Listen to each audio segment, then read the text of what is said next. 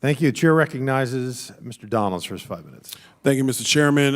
Real quick, I find it interesting that my colleagues have no problem with the ATF going outside its boundaries with respect to this brace. Meanwhile, my colleagues have no issue with the fact that the President of the United States has made a complete bastardization of asylum at the southern border, which has led to more fentanyl killing more people between the ages of 18 and 45 in the United States. Fentanyl is the #1 killer of Americans in the United States, and they have no problem talking about that. They don't even want to discuss it, but we're here talking about this. Ms. Swearer, you just saw the video that was up on the screen. Do you have a response for this video?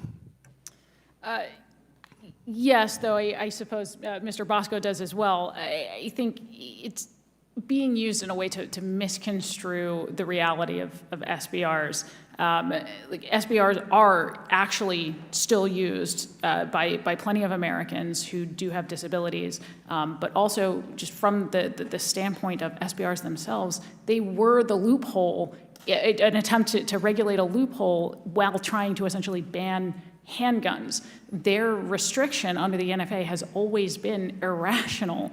This idea that somehow a 14.5-inch barrel is more concealable than a 16.5-inch barrel when you walk in to commit a mass shooting, and that's why they choose it. It's just not realistic. It's the same gun. If you take that same gun and put it in a 16-inch barrel, if anything, the muzzle velocity will be increased when it is fired.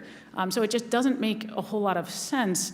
And I'm sure Mr. Bosco has some thoughts on that as well. I mean, Mr. Bosco, you're the inventor. What do you think? Yeah, thanks. You know, I think there's a lot of people online, and we've seen some of those videos. The reason I invented the brace was for people with limited mobility. Well, that was the inception. That was why I made it. It was for a friend. Yes, there are people that are not using my product the way that I've designed it to be used, but the intent has always been that.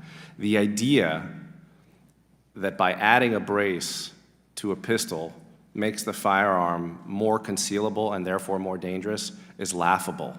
It's a piece of plastic. It weighs a certain amount. It makes the firearm longer.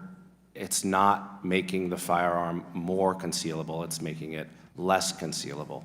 Mr. Bosco, let me ask you a question. How many Americans do you think will become felons as a result of this rule?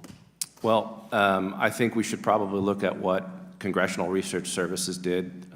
They came up with a study that said anywhere between 10 and 40 million Americans own arm braces at this moment.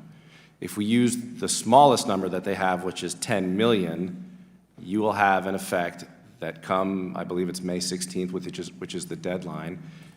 If someone wasn't smart enough to look up the Federal Register, who didn't know about this rule, from one day to the next, he will be in possession of an unregistered short-barreled rifle, and he will be committing a crime which is punishable of up to 10 years in prison. It's a felony offense, $250,000 fine.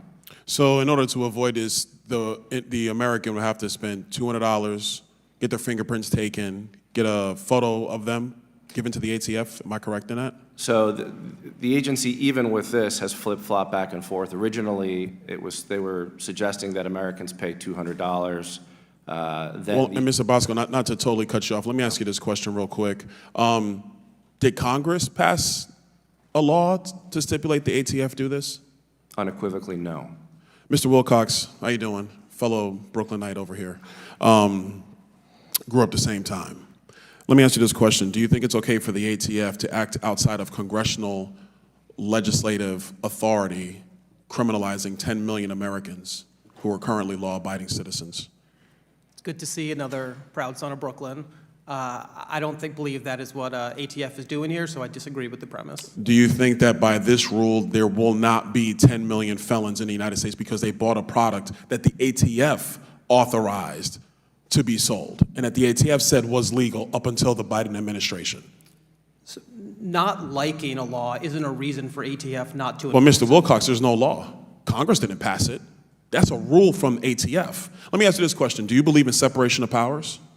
Of course. Do you believe that the legislative power resides within the congressional body and not the executive? I do. So then why do you think it's okay for the ATF to come up with some rule with the force of law that Congress did not pass? Congress passed the law 90 years ago, and ATF is catching So you're up with saying to me that a technology. law that Congress passed 90 years ago allows for 10 million Americans to become felons today?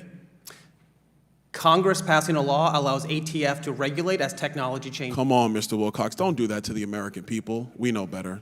Don't do that. I yield.